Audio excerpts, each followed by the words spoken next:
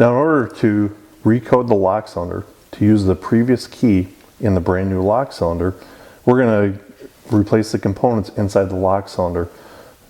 You can see we've already broken down the previously used lock cylinder, removed all the coating slugs out of it, and we're going to break down the new lock cylinder.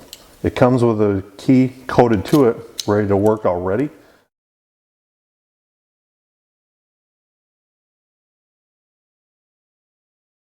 In order to break down the lock cylinder, we have to look in the end, and now there's a little check ball in here, which we have to use our pick to release, press it, and now we're going to rotate the lock cylinder a couple degrees further, and it allows us to separate the unit here.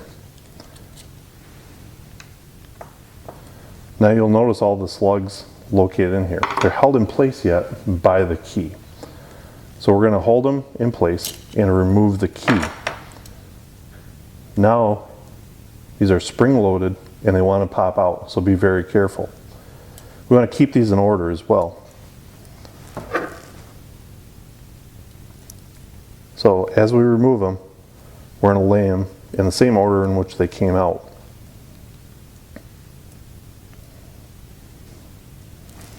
Now we'll work on the bottom side.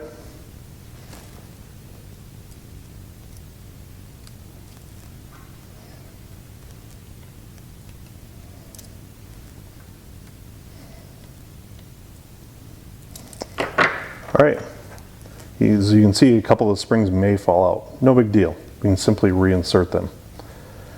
Now, we're going to go to our blanks that we removed from the previous lock cylinder, and we'll insert them in the same order. You can see I've got them lined up here, beginning to end as well.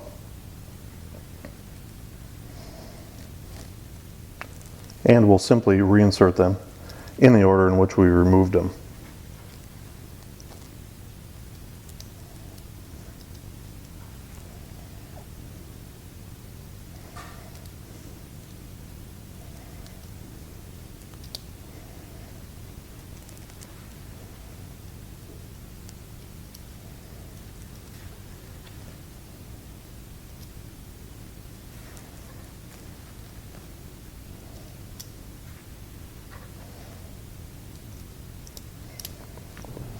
Once that is complete, we'll take our previous key, insert it in here, and now it's going to hold all of our slugs in place.